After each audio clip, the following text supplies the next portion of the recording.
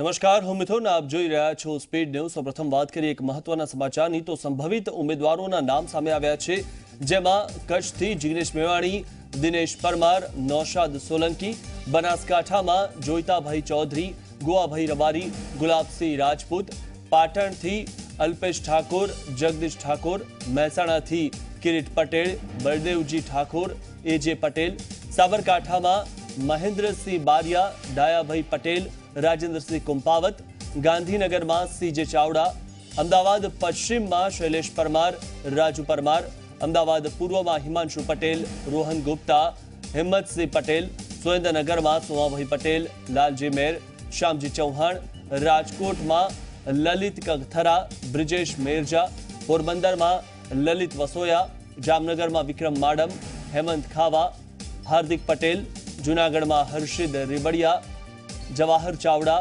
અમરેલીમાં જેની ઠુમ્મર, વિરજી ઠુમ્મર, પ્રતાપ દુધાત, ભાવનગરમાં કનુભાઈ કલસરિયા, આણંદમાં ભરતસિંહ સોલંકી, ખેડામાં બિમલ શાહ, પંચમહાલમાં રાજેન્દ્રસિંહ પટેલ, દાહોદમાં પ્રભાબેન તાવિયાડ, વડોદરામાં અક્ષય પટેલ, છોટાઉદેપુરમાં સુખરામ રાઠવા, રણજીત રાઠવા. વધુ માહિતી મેળવી અમારા સંવાદદાતા ગૌરવ પટેલ પાસેથી. ગૌરવ, જે રીતે આ સંભવિત કોંગ્રેસના જે ઉમેદવારોના નામો સામે આવ્યા છે અને તેમાં ઘણા પણ નામો જે એક બેઠક પર 2 થી 3 પણ નામો છે, શું વધુ માહિતી?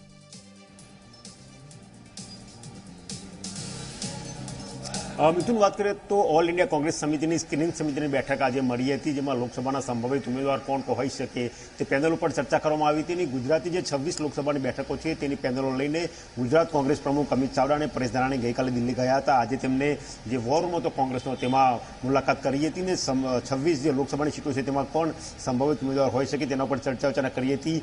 જે પ્રમાણે પ્રાથમિક માહિતી આપણને મળી છે તે પ્રમાણે વાત કરીએ તો કચ્છની બેઠક કદાચ જો જિગ્નેશ મેવાણી સાથે એટલે કે અપક્ષ સાથે કોંગ્રેસનું ગઠબંધન થાય તો જિગ્નેશ મેવાણી માટે તે કચ્છની બેઠક અનામત રાખી શકે છે. જો કદાચ ગઠબંધન ના થાય તો ત્યાંથી દિનેશ પરમાર અને નૌશાદ સોલંકી કે જેઓ કોંગ્રેસના નેતાઓ છે તે ચૂંટણી લડી શકે છે. ઉપરાંત બીજી બેઠકોની વાત કરીએ તો બનાસકાંઠામાં જોઈતાભાઈ પટેલ જેઓ પૂર્વ ધારાસભ્ય છે, ગોવાભાઈ રબારી જેઓ પૂર્વ ધારાસભ્ય છે, ગુલાબસિંહ રાજપૂત કે જેઓ યુથ કોંગ્રેસના પ્રમુખ છે તેમનું નામ ચર્ચામાં ચાલી રહ્યું છે. પાટણ માટે અલ્પેશ ઠાકોર અને જગદીશ ઠાકોર કે જેઓ પૂર્વ સાંસદ છે તેમનું નામ ચર્ચામાં છે. મહેસાણામાં કિરીટભાઈ પટેલ કે જેઓ પૂર્વ મંત્રી છે ગુજરાતના તે, બળદેવજી ઠાકોર વર્તમાન ધારાસભ્ય કલ્લોલના અને એજે પટેલ એક નવું નામ કોંગ્રેસનું મહેસાણા માટે ચાલી રહ્યું છે. સાબરકાંઠામાં મહેન્દ્રસિંહ બારિયા કોંગ્રેસના પૂર્વ ધારાસભ્ય, ડાયાભાઈ પટેલ અને રાજેન્દ્રસિંહ કુંપાવતનું નામ ચાલી રહ્યું છે. ગાંધીનગરમાં સીજે ચાવડા કે જેઓ પૂર્વ મંત્રી છે અને હાલ ગાંધીનગર ઉત્તરથી કોંગ્રેસના ધારાસભ્ય છે તેમનું નામ ચર્ચામાં છે. અમદાવાદ માટે શૈલેષ પરમાર કે જેઓ દાણીલીમડાના ધારાસભ્ય છે અને રાજુભાઈ પરમાર કે જેઓ રાજ્યસભાના પૂર્વ સાંસદ છે તેમનું નામ ચર્ચામાં છે. તેમના નામ પર ચર્ચા વિચારણા થઈ છે. અમદાવાદ પૂર્વ માટે હિમાંશુ પટેલ જેઓ કે મહામંત્રી છે કોંગ્રેસના. ઉપરાંત રોહન ગુપ્તા કે જેઓ એઆઈસીના નેશનલ મીડિયા કોર્ડિનેટર છે. ઉપરાંત હિંમતસિંહ પટેલ કે જેઓ હાલ બાપુનગરના ધારાસભ્ય છે તેમનું નામ ચર્ચામાં છે. સુરેન્દ્રનગરની વાત કરીએ તો પૂર્વ સાંસદ સોમાભાઈ પટેલ, લાલજી મેર અને શ્યામજી ચૌહાણનું નામ ચર્ચામાં લેવાયું છે. રાજકોટની વાત કરીએ તો 2 પાટીદાર નામ રાજકોટ માટે હાલ ચર્ચામાં આવે છે, જેમાં લલિત કગથરા અને બ્રિજેશ મિર્જાનો સમાવેશ થાય છે. પોરબંદર માટે પાટીદાર ધારાસભ્ય લલિત વસોયાનું નામ ચર્ચામાં છે. જામનગર માટે વિક્રમ માડમ, હેમંત ખવા કે જે યુથ કોંગ્રેસમાં છે તેમનું નામ છે. ઉપરાંત હાર્દિક પટેલ કે જે સ્કાયલેબ તરીકે ઉતરે તેવી શક્યતા છે. અને અમરેલી અને જામનગર 2 સીટની વાત હતી. હાલ જામનગર સીટ ઉપર હાર્દિક પટેલનું નામ ચર્ચામાં લેવાયું તેવી વાત સામે આવી છે. જૂનાગઢ માટે હર્ષદ રીબડિયા કે જેઓ ધારાસભ્ય છે અને કિસાન કોંગ્રેસ છે ખરી નેશનલ લેવલ તેમાં તેઓ સભ્ય છે તેમનું નામ છે. જવાહર ચાવડાનું નામ પણ ચર્ચામાં છે. અમરેલી માટે વાત કરીએ તો જેની ઠુમ્મર, વિરજીભાઈ ઠુમ્મર અને પ્રતાપ દુધાતનું નામ ચર્ચામાં ચાલી રહ્યું છે. ભાવનગર માટે કનુભાઈ કલસરિયા. આણંદની વાત કરીએ તો પૂર્વ સાંસદ, પૂર્વ કેન્દ્રીય મંત્રી ભરતસિંહ સોલંકીનું નામ એકમાત્ર નામ ચર્ચામાં છે, એટલે તેમની ટિકિટ લગભગ ફાઇનલ જ ગણવી એ રીતે ચાલી રહ્યું છે. ખેડા માટે હમણાં જેમને કોંગ્રેસ જોઈન કર્યું તે બિમલ શાહ, ખેડા માટે નામ તેમનું ચર્ચાઈ રહ્યું છે. પંચમહાલ માટે રાજેન્દ્રસિંહ પટેલ, દાહોદ માટે પ્રભાબેન તાવિયાડ, વડોદરા માટે અક્ષય પટેલ, છોટાઉદેપુર માટે સુખરામ રાઠવા અને રણજીત રાઠવા. ભરૂચની બેઠકની વાત કરીએ તો જે રીતે વિધાનસભાની ચૂંટણીમાં ભારતીય ટ્રાઇબલ પાર્ટી સાથે કોંગ્રેસનું ગઠબંધન થયું હતું એ જોતા લોકસભાની ચૂંટણીમાં પણ ભરૂચની બેઠક ઉપર કોંગ્રેસ અને બીટીપીનું ગઠબંધન થાય તેવી શક્યતા છે. અને ભરૂચ બેઠક બીટીપી માટે કોંગ્રેસ ખાલી રાખે તેવું હાલ ચર્ચા રહ્યું છે. બારડોલી માટે તુષાર ચૌધરી અને આનંદ ચૌધરી કે જેઓ હાલ ધારાસભ્ય છે તેમનું નામ ચર્ચામાં છે. સુરત માટે પ્રફુલ્લ ટોકડિયા એક નામ છે, બીજું પણ એક અન્ય નામ છે, પરંતુ હજી સુધી ત્યાં તેના કોઈ ચોક્કસ સમાચાર વહેતા હતા નથી. પ્રફુલ્લ ટોકડિયાનું નામ ચાલી રહ્યું છે. વલસાડની વાત કરીએ તો કિશન ચૌધરી, જીતુભાઈ ચૌધરી ચૌધરી અને અનંત પટેલ આ નામ ચર્ચામાં છે. મહત્વનું છે કે જે પેનલ બનાવી તે નામો હાલ ચર્ચામાં લેવામાં આવે છે. છેલ્લું એક વ્યક્તિ કોણ છે તેનો નિર્ણય સ્ક્રીનિંગ કમિટીમાં કરવામાં આવશે. આજે જે પેનલોની ચર્ચા થઈ તે સેન્ટ્રલ ઇલેક્શન કમિટીની જે કોંગ્રેસની બેઠક મળશે એઆઈસીસીની તેમાં ચર્ચા કરવામાં આવશે. પરંતુ એક વાત નક્કી છે કે જે રીતે વર્ષ 2017ની વિધાનસભાની ચૂંટણીનું પરિણામ આવ્યું હતું તે જોતા મહત્તમ બેઠકો જીતવા માટે કોંગ્રેસે અત્યારથી જ કવાયત હાથ ધરી છે. કોંગ્રેસનો દાવો છે કે લોકસભામાં તેઓ વિધાનસભા કરતાં સારું પરફોર્મન્સ કરી ભારતીય જનતા પાર્ટી કરતાં વધારે બેઠકો મેળવશે. જી આભાર ગૌરવ માહિતી આપવા બદલ. તો જે રીતે આ નામો સામે આવ્યા છે 26 બેઠકો માટેના, અને કોંગ્રેસે જે સંભવિત જે યાદી જે છે સંભવિત નામો જે છે તે સામે આવ્યા છે, ને તેમાં જિગ્નેશ મેવાણી અને હાર્દિક પટેલ જે કોંગ્રેસ સીટ પરથી ચૂંટણી લડી શકે છે તેવું હાલમાં આ સંભવિત નામોમાં લાગી રહ્યું છે.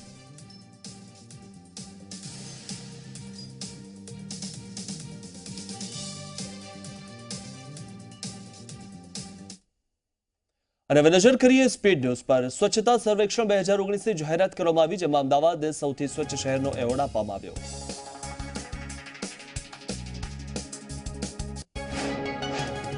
દસ લાખથી વધુ વસ્તી ધરાવતા મોટા શહેરની કેટેગરીમાં શહેરને આ એવોર્ડ એનાયત કરવામાં આવ્યો છે, જેને મેયર બિજલબેન પટેલ અને મ્યુનિસિપલ કમિશનર વિજય નહેરાએ દિલ્હીમાં રાષ્ટ્રપતિ રામનાથ કોવિંદના હસ્તે સ્વીકાર્યો હતો. પાટણની હેમચંદ્રાચાર્ય ઉત્તર ગુજરાત યુનિવર્સિટીના વાઇસ ચાન્સેલર BA પ્રજાપતિને પદ પરથી દૂર કરાયા છે. સત્તા અને હોદ્દાનો દુરુપયોગ કરીને ગંભીર ગેરરીતિઓ આચરવા અને ભ્રષ્ટાચાર કરવાના મામલામાં BA પ્રજાપતિ સામે આ કાર્યવાહી થઈ છે. પાટણના ધારાસભ્ય ડોક્ટર કિરીટ પટેલે ફરિયાદ કરી હતી. 2017માં યુનિવર્સિટીના આર્કિટેક્ટ વિભાગના આસિસ્ટન્ટ પ્રોફેસરના પદ પર પોતાના પુત્રની નિમણૂક કરી પ્રજાપતિના પુત્રની ભરતી માટે SCBCના કેટેગરીનો ખોટો લાભ લીધો હોવાનો આરોપ લગાવાયો છે.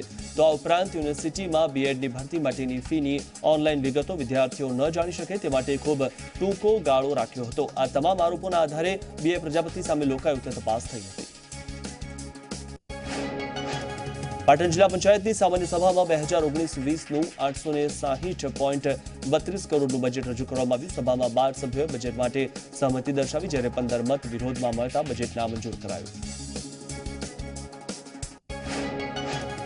પાટણ નગરપાલિકાની સામાન્ય સભામાં વર્ષ 2018-19નું પુરવણી અને વર્ષ 2019-20નું અંદાજપત્ર સર્વાનુમતે મંજૂર કરવામાં આવ્યું છે. રૂપિયા 16.73 કરોડનું પુરાંતવાળું બજેટ રદ કરવામાં આવ્યું છે. રાજ્યના પેન્શનર્સને હવે પેન્શન લેવામાં રાહત થઈ જશે, કારણ કે હવે કોઈપણ રાજ્યમાંથી પેન્શન મળી રહેશે, કારણ કે પેન્શન મેળવવાની પદ્ધતિ સરળ બનાવવાના પ્રયાસ થઈ રહ્યા છે. ધોરણ 10 અને 12ની 7 માર્ચના રોજ પરીક્ષા શરૂ થાય છે, ત્યારે શિક્ષણ મંત્રી ભૂપેન્દ્રસિંહ ચુડાસમાએ બેઠક યોજી હતી, જેમાં ધોરણ 10 અને 12ની પરીક્ષા સંદર્ભે બેઠકમાં ચર્ચા કરવામાં આવી છે. કેન્દ્રીય મંત્રી સ્મૃતિ ઈરાનીએ સુરત જિલ્લાની મુલાકાત લીધી, જેમાં તેમણે માંગરોળના મોલવણ ખાતે નવનિર્મિત ટેક્સટાઇલ પાર્કનું ઉદ્ઘાટન કર્યું, જેને 47 એકરમાં 116 કરોડના ખર્ચે બનાવવામાં આવ્યું. આ ટેક્સટાઇલ પાર્કમાં 4 થી 5,000 લોકોને રોજગારી મળશે. આગામી લોકસભા 2019ની ચૂંટણીને લઈને 7 માર્ચે પ્રદેશ કાર્યાલયમાં ભાજપની બેઠક મળશે, જેમાં પ્રદેશ પ્રમુખ જીતુ વાઘાણી સહિત પ્રદેશના મુખ્ય આગેવાનો હાજર રહેશે. બેઠકમાં પ્રભારી ઓમ માથુર પણ હાજર રહે તેવી શક્યતા. આ દરમિયાન ચૂંટણીલક્ષી કામગીરીની સમીક્ષા અને આગામી કાર્યક્રમોની તૈયારી અંગે ચર્ચા કરાશે. તો પ્રભારી ઓમ માથુર અને સંગઠન મહામંત્રીએ કરેલ લોકસભા બેઠકનો પ્રવાસ અને તેમના અનુભવના આધારે આગળની રણનીતિની પણ ચર્ચા થશે. તલાલા કોંગ્રેસના ધારાસભ્ય ભગવાન બારડને સસ્પેન્ડ કરવા સામે કોંગ્રેસ આજે રાજ્યવ્યાપી દેખાવો કરશે. દેખાવો બાદ તમામ જિલ્લા કલેક્ટરને આવેદનપત્ર આપવામાં આવશે. ત્યારબાદ કલેક્ટર મારફતે રાજ્યપાલને આ અંગે રજૂઆત કરવામાં આવશે. 12 માર્ચે CWCની બેઠક અને ઐતિહાસિક જંગલ સ્થળ પર સભા યોજાશે. 28 તારીખે CWCની બેઠક અને સભા રાષ્ટ્રહિતમાં મોકૂફ રખાઈ હોવાનો દાવો ધાનાણીએ કર્યો, જ્યારે કેન્દ્ર સરકાર પર નિશાન સાધતા જણાવ્યું કે એક તરફ દેશની સરહદો સળગી રહી હતી, ત્યારે પ્રધાનમંત્રી રાજકીય રોટલા શેકવામાં વ્યસ્ત હતા. કર્ણાટકમાં પ્રધાનમંત્રી મોદીના હસ્તે વિકાસ કાર્યોનું ઉદ્ઘાટન કરવામાં આવ્યું. કર્ણાટકના વિકાસ માટે 1,000 કરોડની પરિયોજનાનું ઉદ્ઘાટન અને શિલાન્યાસ કરવામાં આવ્યા. પ્રધાનમંત્રી મોદીના હસ્તે કર્ણાટકમાં વિકાસ કાર્યોનું ઉદ્ઘાટન કરવામાં આવ્યું. પ્રધાનમંત્રીએ કલબુર્ગમાં પ્રધાનમંત્રી આયુષ્યમાન ભારત યોજનાના લાભાર્થીઓ સાથે મુલાકાત કરી. રાફેલ વિમાન ડીલમાં કથિત ગોટાળાને લઈને ફરી એકવાર સુપ્રીમ કોર્ટમાં સુનાવણી કરવામાં આવી. આ મામલામાં હવે એક નવો વળાંક આવ્યો છે. બુધવારે થયેલી સુનાવણીમાં કેન્દ્ર સરકાર તરફથી એટોર્ની જનરલે સુપ્રીમ કોર્ટને જણાવ્યું કે જે દસ્તાવેજને વર્તમાનપત્રે છાપ્યું છે તે રક્ષા મંત્રાલયમાંથી ચોરી થઈ ગયા છે.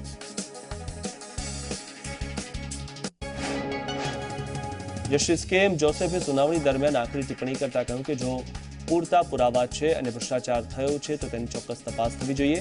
એજી કે વેણુગોપાલે કહ્યું કે જે ગોપનીય કાગળને વર્તમાન પત્રે છાપ્યા છે તેને લઈને કાર્યવાહી થવી જોઈએ. રાજકીય રીતે સંવેદનશીલ રામ જન્મભૂમિ બાબરી મસ્જિદ જમીન વિવાદમાં મધ્યસ્થતાની શક્યતા હજુ પણ જોવા મળી રહી છે. સુપ્રીમ કોર્ટે બુધવારે દલીલ સાંભળ્યા પછી સ્થાયી સમાધાન માટે કોર્ટે નિયુક્ત અને દેખરેખમાં મધ્યસ્થતાને લઈને નિર્ણય સુરક્ષિત કરી દીધો. ચીફ જસ્ટિસે કહ્યું કે અયોધ્યા મામલે તે ઝડપથી નિર્ણય સાંભળવા માંગે છે. જેના કારણે આજે મધ્યસ્થીઓના નામ કોર્ટે માંગ્યા છે. ત્યારે રામ જન્મભૂમિ વિવાદમાં મધ્યસ્થતાનો નિર્ણય આજે આવે તેવી શક્યતા છે.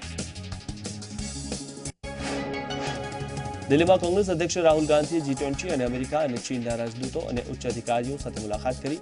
સોનિયા ગાંધી અને પૂર્વ પ્રધાનમંત્રી મનમોહન સિંહ પણ મુલાકાત સમયે હાજર રહ્યા હતા. લોકસભા 2019ની ચૂંટણી માટે કોંગ્રેસે જોરશોરથી તૈયારીઓ શરૂ કરી દીધી છે. ત્યારે બેઠકોની ફાળવણી માટે કોંગ્રેસ અધ્યક્ષ રાહુલ ગાંધીએ ભાગીદાર પાર્ટીઓ સાથે પણ બેઠકોનો દોર શરૂ કર્યો છે. જે અંતર્ગત તેમની પૂર્વ પ્રધાનમંત્રી HD દેવગૌડા સાથે દિલ્હીમાં બેઠક છે. બેઠકમાં કર્ણાટકમાં લોકસભાની બેઠકની ફાળવણીને લઈને ચર્ચા કરાશે. ઉલ્લેખનીય છે કે કર્ણાટકમાં લોકસભાની 28 બેઠક છે, જેમાંથી JDS 12 બેઠકની માંગણી કરી રહ્યું છે. દિલ્હીમાં પંડિત દીનદયાળ અંત્યોદય ભવનમાં આગ લાગવાની ઘટના બની. CGO કોમ્પ્લેક્સના ભવનમાં 5મા માળે આગ લાગતા અફરાતફરી મચી ગઈ. આગ પર કાબુ કરવા માટે 24થી વધુ ફાયર ફાઇટરોની ગાડીઓ ઘટના સ્થળે દોડી આવી હતી. ત્યારે આગ શોર્ટ સર્કિટના કારણે લાગી હોવાનું અનુમાન કરવામાં આવી રહ્યું છે. શિમલામાં કોટી વિલેજમાં આગ લાગતા ફાયર વિભાગની ગાડીઓ ઘટના સ્થળે આવી હતી અને આગ પર કાબુ કર્યો છે. જ્યારે આગમાં 7 જેટલા ઘર બળીને ખાખ થઈ ગયા છે. અમેરિકાએ પાક નાગરિકોના વિઝાના નિયમો બદલ્યા છે. પાકિસ્તાની માટેના વિઝા અવધિ 3 મહિનાની કરાઈ છે. પહેલા આ અવધિ 5 વર્ષની હતી. હાલની પરિસ્થિતિને જોતા પાકિસ્તાને તેને ઘટાડીને 3 મહિનાની કરી દેવાઈ છે. આ અંગે અમેરિકન એમ્બેસીના પ્રવક્તાએ જાણ કરી હતી. ભારે હિમવર્ષા અને બરફના તોફાનના કારણે અમેરિકાના 3 રાજ્યો બેહાલ છે. સોમવારે પૂર્વોત્તરમાં આવેલા તોફાને સૌથી વધુ બોસ્ટનને અસર કરી છે. અહીં 16 ઇંચ હિમવર્ષા થઈ. ન્યૂયોર્કમાં 6 ઇંચ હિમવર્ષા થતા માર્ગો લપસણા થયા છે. પારો શૂન્યથી નીચે પહોંચવાને લીધે બંને શહેરોમાં સ્કૂલ કોલેજો બંધ કરી દેવાઈ છે. ન્યૂયોર્કમાં 2 દિવસમાં 2100 અને બોસ્ટનમાં મંગળવારે 1800 ફ્લાઇટ્સ રદ કરવી પડી. કનેક્ટિકટમાં 17 ઇંચ, રોડ આઇલેન્ડમાં પણ આટલી જ હિમવર્ષાને કારણે 30,000 ઘરો અને ન્યૂ ઇંગ્લેન્ડમાં 60,000 ઘરોમાં વીજળી ડૂલ થઈ છે. હવામાન ખાતાના જણાવ્યા મુજબ હજુ વધુ હિમવર્ષા અને બરફના તોફાન આવી શકે છે. જ્યારે કોલોરાડોમાં બીજી વખત હિમપ્રપાત થયો. બંને ઘટનામાં 2 લોકોના મોત થયા. નેશનલ ગ્રીન ટ્રિબ્યુનલનો GPCBને તાત્કાલિક ધોરણે ગેસથી ચાલતા સિરામિકના કારખાનાને બંધ કરવા માટે આદેશ કર્યો છે. જેને લઈને હવે મોરબી સિરામિક ઉદ્યોગને મોટો ફટકો પડશે. પ્રદૂષણને ડામવા માટે નેશનલ ગ્રીન ટ્રિબ્યુનલે નિર્ણય કર્યો છે. મોરબીમાં 35% સિરામિક કારખાના ગેસિફાયરથી ચાલે છે, જે હવે તાત્કાલિક ધોરણે બંધ કરવા આદેશ કર્યો છે.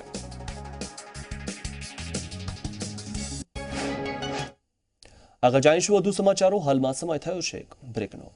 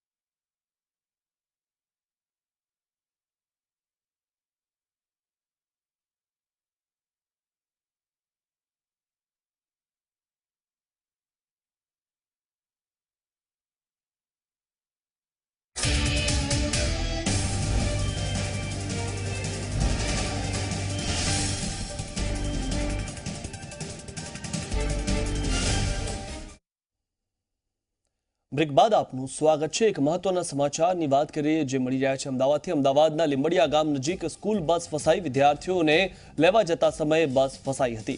રોડનું કામ ચાલી રહ્યું હતું એ સમયે ગટર લાઇનમાં બસ ફસાઈ ગઈ. પિનાકલ પબ્લિક સ્કૂલની આ બસ હતી. મહત્વની વાત એ છે કે આ ઘટનામાં કોઈને જાનહાનિ થઈ નથી, તો બસ ફસાઈ ગઈ હતી અને ગટર લાઇનનું જે કામ ચાલી રહ્યું હતું તેમાં બસ ફસાઈ ગઈ હતી. ઉલ્લેખનીય છે કે ગટર લાઇનનું કામ જ્યારે ચાલી રહ્યું હોય ત્યારે તેનું જે પુરાણ જ્યારે નથી થતું અને ત્યારે આ પ્રકારની ઘટનાઓ બનતી હોય છે. ત્યારે અમદાવાદના લીંબડિયા ગામ નજીક સ્કૂલ બસ ફસાઈ ગઈ છે અને વિદ્યાર્થીઓને લેવા જતા સમયે બસ ફસાઈ ગઈ હતી. તો ઉલ્લેખનીય બાબત છે કે આ ઘટનામાં કોઈને જાનહાનિ થઈ નથી અને ગટરના કામકાજમાં જ્યારે પુરાણ બરાબર ન થતું હોય ત્યારે આ પ્રકારની ઘટનાઓ સર્જાતી હોય છે.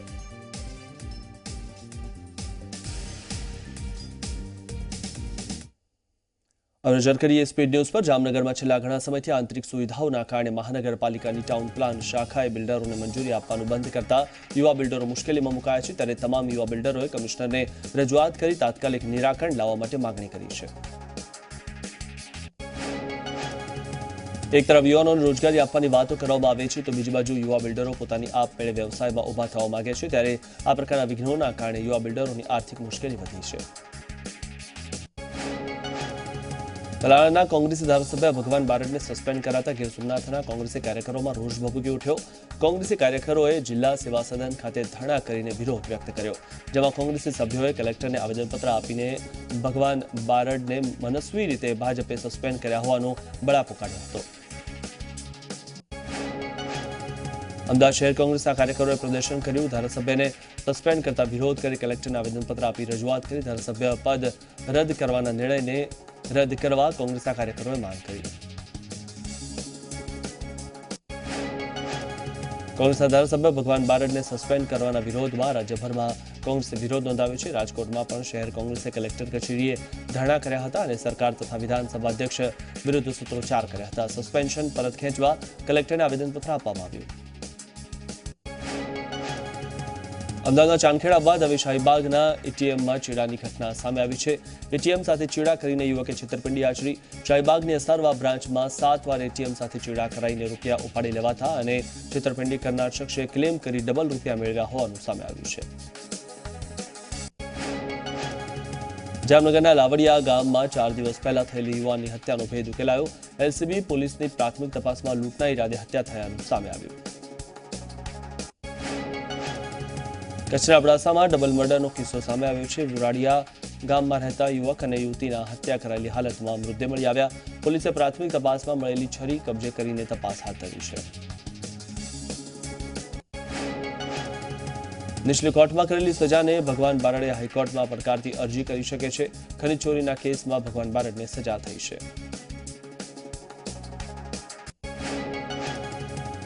સુરતના કામરેજમાં એનજીઓ ચલાવતા શખ્સને માર મારવામાં આવ્યો. શખ્સ સામે સેલફોન પર બીભત્સ વિડીયો મોકલવાનો આરોપ મહિલાએ લગાડ્યો છે. મહિલાનો આરોપ છે કે કથિત વિડીયો મોકલ્યા બાદ કથિત માંગણીઓ કરી હતી. મહિલાએ શખ્સને બીભત્સ વિડીયો પુરાવા રૂપે રજૂ કરી ચપ્પલથી માર્યો હતો. સુરતમાં નેપાળી વોચમેને આપઘાતનો પ્રયાસ કર્યો. વોચમેનને સારવાર માટે સિવિલ હોસ્પિટલમાં ખસેડવામાં આવ્યો છે. કયા કારણસર તેને આત્મહત્યાની કોશિશ કરી તે હજી જાણી શકાયું નથી. સાબરમતી જેલમાંથી ફરી એકવાર મોબાઈલ મળી આવ્યો છે. જેલના બેરેક નંબર 3 અને 4 માંથી કાચા કામના કેદી પાસેથી મોબાઈલ મળી આવ્યો છે. કેદી ખુલ્લામાં ફોન પર વાત કરતો સીસીટીવીમાં ઝડપાયો. કેદી પાસેથી પોલીસને મોબાઈલ ફોન, બેટરી અને સિમ કાર્ડ પણ મળી આવ્યા છે. એનએસયુઆઈના કાર્યકરોએ ગુજરાત યુનિવર્સિટીની બહાર બૂટ પોલિશ કરીને સરકારે કરેલા વાયદાઓને યાદ અપાવ્યા હતા. સરકારે 2 કરોડ યુવાઓને રોજગારનો વાયદો કર્યો અને સરકારના વાયદાને યાદ કરાવવા એનએસયુઆઈએ બૂટ પોલિશ કર્યા. સાથે જ એનએસયુઆઈ નેતાઓએ સરકાર વિરુદ્ધ નારેબાજી પણ કરી હતી. વલસાડના ધરમપુરમાં સુપ્રીમના આદેશના વિરોધમાં આદિવાસીઓ રસ્તા પર ઉતરી આવ્યા છે. આજે આદિવાસીઓ દ્વારા રેલીનું એલાન કરવામાં આવ્યું છે, જેમાં 10,000થી વધુ આદિવાસીઓ રેલીમાં જોડાયા છે. વહેલી સવારે જ પોલીસે 5 કાર્યકરની અટકાયત કરી છે. સમગ્ર દેશના 21 રાજ્યોના 11.80 લાખ લોકોને જંગલ ખાલી કરવા માટે આદેશ અપાયો છે, જેને લઈને આદિવાસીઓએ રેલી કાઢી છે. હાલ સુપ્રીમના હુકમ પર સ્ટે આવ્યો છે. અરવલ્લીના મોડાસા માર્કેટયાર્ડમાં ઘઉંની આવક શરૂ થઈ ગઈ, ત્યારે મોડાસા યાર્ડમાં રોજની 3000 બોરી ઘઉંની આવક થઈ રહી છે. સરકારે જાહેર કરેલા ટેકાના ભાવ કરતાં બજારમાં વધુ ભાવ મળવાથી ખેડૂતો બજારમાં જ પોતાના ઘઉં વેચી રહ્યા છે. સરકારે ઘઉંનો મણનો ટેકાનો ભાવ 368 જાહેર કર્યો, પણ બજારમાં મણ ઘઉંના 390 થી 415 મળી રહ્યા છે. તો કતારગામમાં એક વાને પલટી મારી ફૂટપાથ ઝડપે આવતી વાન ડિવાઈડર સાથે ટકરાઈ હતી. જોકે આ અકસ્માતમાં કોઈ જાનહાનિ થઈ નથી. કતારગામ દરવાજા પાસે વહેલી સવારે આ ઘટના બની હતી. જોકે આ ઘટના સીસીટીવીમાં કેદ થઈ ગઈ છે, જેના આધારે પોલીસે પ્રાથમિક તપાસ શરૂ કરી છે. વલભીપુર તાલુકાના પાણવી ગામે નજીક અકસ્માત સર્જાયો. અમદાવાદથી ભાવનગર તરફ આવી રહેલી કારના ડ્રાઈવરે કાબુ ગુમાવતા કાર પલટી ગઈ હતી. અકસ્માતમાં એક યુવતીનું મોત થયું છે, ત્યારે 3 થી 4 લોકો ઇજાગ્રસ્ત થયા છે, જેમને સારવાર માટે નજીકની હોસ્પિટલ ખસેડવામાં આવ્યા છે. અરવલ્લીના મોડાસાના કોલીખડ પાસે એસટી બસે પલટી મારી અને બસ પલટી જતા બસમાં બેસેલ 6 મુસાફરોને સામાન્ય ઈજા પહોંચી છે. એસટી બસમાં ખામી સર્જાતા બસે પલટી મારી હતી. અમદાવાદના વસ્ત્રાલ ગામથી એપ્રિલ પાર્ક વચ્ચે સામાન્ય લોકો માટે મેટ્રો સેવા શરૂ થઈ છે, જેનો લાભ મોટી સંખ્યામાં લોકો લઈ રહ્યા છે. સુરક્ષાને ધ્યાનમાં રાખીને મેટ્રો સ્ટેશન પર એસઆરપીની કંપની તૈનાત કરાઈ છે. તો પાર્કિંગની વ્યવસ્થા પણ છે, અને ખાસ વાત એ છે કે રેલવે સ્ટેશનની માફક મેટ્રોના ટ્રેક પરથી ચાલીને તમે પ્લેટફોર્મ બદલી નહીં શકો. જો કોઈએ આવું કરવાનો પ્રયાસ કર્યો તો તેને લાગશે 750 વોલ્ટ ડીસીનો ઝટકો. અમદાવાદથી શરૂ થયેલી મેટ્રોની સવારી હાલ નિઃશુલ્ક આપવામાં આવી રહી છે, પરંતુ જ્યારે ટિકિટ શરૂ કરાશે ત્યારે ખાસ વેન્ડિંગ મશીન મૂકવામાં આવ્યું છે. અત્યાધુનિક વેન્ડિંગ મશીનમાં ટિકિટ પસાર કર્યા વગર કોઈ મુસાફર અંદર પ્રવેશ નહીં કરી શકે.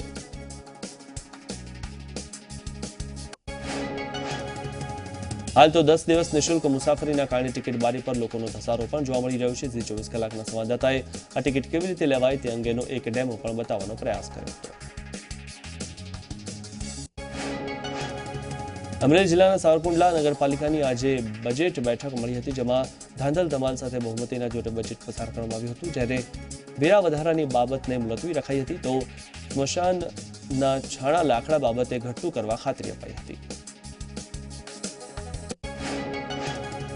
અરવલ્લીના મોડાસાની સહયોગ ચોકડી પાસે તોફાની વંટોળ જોવા મળ્યું, જેના કારણે ટ્રાફિક બૂથ હવામાં ફંગોળાયું. તોફાની વંટોળના કારણે નાની લારી અને ગલ્લાવાળાઓને ભારે નુકસાન થયું હતું. વડોદરાના અલકાપુરી વિસ્તારમાં આવેલા ગેરકાયદેસર દબાણો દૂર કરવાની કામગીરી હાથ ધરવામાં આવી છે. ચુસ્ત પોલીસ બંદોબસ્ત સાથે દબાણ હટાવવાની કામગીરી કરવામાં આવી.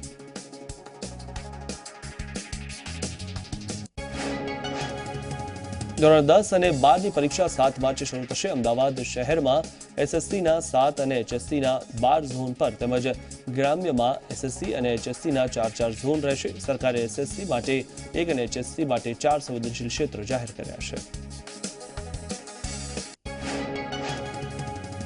7 માર્ચથી શરૂ થનારી ધોરણ 10 અને 12ની પરીક્ષામાં ગેરરીતિ અટકાવવા માટે તમામ વર્ગખંડો તેમજ ઝોનલ રૂમ સીસીટીવીથી સજ્જ રહેશે. શાળાની આસપાસ ઝેરોક્સની દુકાનો બંધ રાખવાનો આદેશ અપાયો છે. ધોરણ 10 અને 12ના વિદ્યાર્થીઓને સમયસર બસ મળી રહે તે પ્રકારની સરકારે વ્યવસ્થા કરી છે. રાજ્યભરમાં અનિષ્ટીય બનાવ ટાળવા રાજ્યભરમાં સ્કોડ ગોઠવાશે. ધોરણ 10 અને 12ની બોર્ડની પરીક્ષાને ગણતરીના કલાકો બાકી છે, ત્યારે જિલ્લા શિક્ષણાધિકારી કચેરીએ અમદાવાદમાં વિદ્યાર્થીઓ માટે 11 જેટલા કાઉન્સેલિંગ સેન્ટર ઉભા કરવામાં આવ્યા છે. આ કાઉન્સેલિંગ સેન્ટરમાં નિવૃત્ત આચાર્ય અને કાર્યરત આચાર્યનો સમાવેશ કરાયો છે. વિદ્યાર્થી તાણ મુક્ત બને અને આત્મવિશ્વાસ સાથે પરીક્ષા આપે તેવા પ્રયાસના ભાગરૂપે સવારે 10 વાગ્યાથી સાંજે 6 વાગ્યા સુધી વિવિધ સેન્ટરો પરના તજજ્ઞોનો સંપર્ક કરી શકે અને યોગ્ય માર્ગદર્શન મેળવી શકે તે ઉદ્દેશથી કાઉન્સેલિંગ સેન્ટર શરૂ કરવામાં આવ્યા છે. રાજકોટમાં સ્વાઇન ફ્લૂએ હાહાકાર મચાવી દીધો છે, ત્યારે સ્વાઇન ફ્લૂના કારણે વધુ એકનું મોત થયું છે. 4 કલાકમાં 4 લોકોના મોત થયા. રાજકોટ સિવિલમાં 6 વર્ષની બાળકીનું મોત, અમરેલીની 55 વર્ષીય મહિલાનું મોત, તો ખાનગી હોસ્પિટલમાં રાજકોટના 44 વર્ષીય પુરુષનું મોત થયું છે. સુરત મહાનગરપાલિકાએ જળ વિતરણની પૂરી વ્યવસ્થા સોલાર આધારિત કરી દીધી છે. તાપી નદીમાંથી પાણી લઈને તેને પ્યોરિફાય કરી ટ્રાન્સમિશન કરીને લોકોના ઘર સુધી પહોંચાડવામાં આવશે. કુલ 6 મેગાવોટના પ્લાન્ટમાંથી 4 મેગાવોટ પ્લાન્ટ પાણી સપ્લાય માટે કાર્યરત છે. સામાન્ય રીતે સોલાર પેનલની લાઈફ 25 વર્ષની હોવાથી લાંબા ગાળે ફાયદો થતો હોય છે. રૂફટોપ સોલારથી મનપાને વાર્ષિક 5.2 કરોડ રૂપિયાનો આર્થિક ફાયદો થાય છે. પાલિકા દર વર્ષે 45 કરોડ રૂપિયાની બચત કરે છે. મોરબીના શક્તિ ચેમ્બરમાં લૂંટારૂ ગેંગ ત્રાટકી. લૂંટારૂ ગેંગે ફ્લિપકાર્ટની ઓફિસમાં કર્મચારીને માર મારીને લૂંટ ચલાવી હતી. મુકાનેધારી 4 શખ્સોએ રોકડની લૂંટ ચલાવી. ચોરીની ઘટના સીસીટીવી કેમેરામાં કેદ થઈ છે. એલસીબી અને સ્થાનિક પોલીસે સમગ્ર મામલે તપાસ હાથ ધરી છે. રણાવાવના અણિયારી ગામમાં કુમળા બાળકોને મોતને ઘાટ ઉતારી પિતાએ પણ આત્મહત્યા કરી લેતા ચકચાર મચી ગઈ છે. 45 વર્ષીય પુરુષે રાત્રિના સમયે 1.5 વર્ષના પુત્રને ગળે ફાંસો લગાવી અને 4 વર્ષની પુત્રીને ગળે ટૂંપો દઈને મોતને ઘાટ ઉતારી નાખ્યા અને પોતે પણ હાથમાં બ્લેડના ઘા મારીને આત્મહત્યા કરી લીધી હતી. મૃતક ધીરજ લાડવાની પત્નીનું થોડા સમય પહેલા અકસ્માતમાં મોત થયું હતું, જેને લઈને તે તણાવમાં હતો. તણાવમાં તેણે આ પગલું ભર્યાનું સામે આવ્યું છે. મૃતક ધીરજ લાડવાને 2 બાળકો સિવાય એક પુત્રી છે, જે રાજકોટમાં અભ્યાસ કરી રહી છે, જેણે માતાની સાથે હવે પિતાની છત્રછાયા પણ ગુમાવી દીધી છે.